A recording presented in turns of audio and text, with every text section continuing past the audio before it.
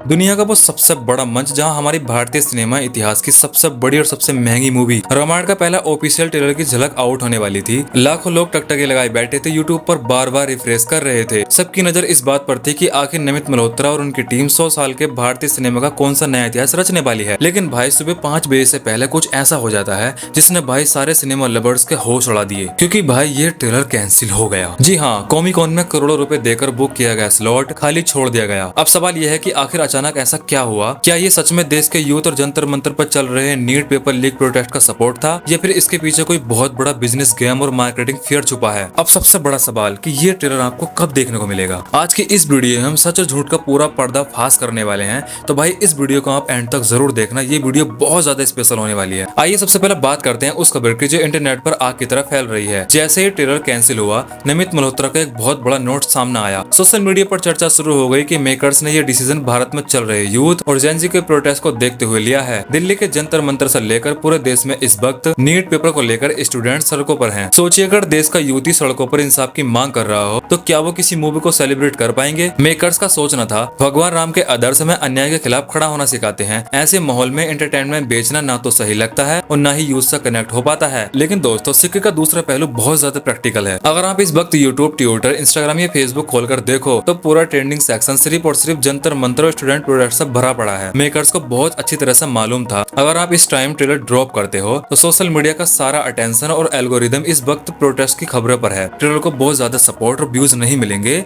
जो मेकर्स उम्मीद लाकर बैठे हैं। यानी इमोशनल कनेक्ट तो एक वजह ही है, लेकिन डिजिटल हाइप का डूबना भी बहुत बड़ी वजह है। लेकिन मेकर्स के इस फैसले ने इंटरनेट पर दो फाड़ कर दिए हैं। जैसे ही नमित मल्होत्रा ने पोस्ट डाला, कमेंट सेक्शन एक जंग का मैदान बन गया। 90% से ज्यादा जनता तो पूरी तरह निराश और भड़की हुई है। लोग लिख रहे हैं, भाई मैं पूरी रात सो नहीं पाया इस एक झलक के लिए। ये क्या मजाक है? तुमने बिना किसी नए डेट के इसको लास्ट मोमेंट पर कैंसिल क्यों कर दिया? फैंस का गुस्सा जायज भी है। और भाई कुछ लोग तो ये लिख रहे हैं कि धर्मेंद्र प्रधान जी प्लीज रिजाइन दे दो, मेरे इंस्टाग्राम के एल्गोरिदम में सिर्फ जंतर मंतर की प्रोटेस्ट की रील ही आ रही है। मैं चाहता हूँ कि भाई मेरे पहले जैसी रील आने स्टार्ट हो जाए, तो प्लीज रिजाइन दे दो। भाई लोग यहाँ तक बोल रहे हैं क्योंकि वो महीनों से राम भगवान की इस भव्य दुनिया को देखने का इंतजार कर रहे थे। वहीं दूसरी तरफ 10% लोग ऐसे थे जिन्होंने कहा कि चलो अच्छा हुआ बाद में देखेंगे। आप में से कई लोग सोच रहे होंगे कि इवेंट कैंसिल करने में क्या जाता है, लेकिन सच ये है कि सैन डिएगो कॉमिकॉन जैसी जगह पर एक प्रेजेंटेशन स्लॉट बुक करने के लिए सिक्योरिटी, पीआर और स्टेज सेटअप के लिए करोड़ों रुपए एडवांस में दिए जाते हैं। कॉमिकॉन वाले को रिफंड नहीं देते, यानी रामायण की टीम ने करोड़ों का नुकसान सहकर ये कदम उठाया है। अब आते हैं उस सबसे बड़े सवाल पर, ट्रेलर अब कब लॉन्च होगा? यहाँ पर एक बहुत बड़ा मास्टर स्ट्रोक छुपा हो सकता है जिस पर आपका ध्यान शायद नहीं गया होगा। इस ऑफिशियल नोट में मेकर्स ने रिवील किया है कि रामायण का ऑफिशियल ओवरसीज डिस्ट्रीब्यूटर्स पार्टनर अब सोनी पिक्चर्स बन चुका है। वही सोनी पिक्चर जो हॉलीवुड में मार्वल और स्पाइडरमैन जैसी विशाल मूवी को हैंडल करता है। अब जरा क्रोनोलॉजी समझिए। 31 जुलाई को सोनी पिक्चर की एक बहुत बड़ी ग्लोबल मूवी रिलीज हो रही है, स्पाइडरमैन। सैन डिएगो कॉमिकॉन का मौका तो हाथ से निकल गया, लेकिन सोनी पिक्चर के पास अब दुनिया भर के थिएटर का नेटवर्क है। कॉमिकॉन का मौका छूटने के बाद अब मेकर्स किसी विदेशी इवेंट का सहारा नहीं लेंगे। जब भारत की सबसे बड़ी पौराणिक कथा पर्दे पर आ रही हो तो उसका आगाज भी भारत की पवन भूमि से होगा। पूरे आसार है कि जैसे ही ये देशव्यापी प्रोटेस्ट शांत होगा, मेकर्स भारत में ही किसी महान स्थान जैसे अयोध्या, बनारस में एक ग्रेड और भव्य इवेंट रखेंगे। वहीं से इस ट्रेलर को इंडिया और पूरी दुनिया में डिजिटल तरीके से लॉन्च किया जाएगा और इसकी संभावित डेट बताई जा रही है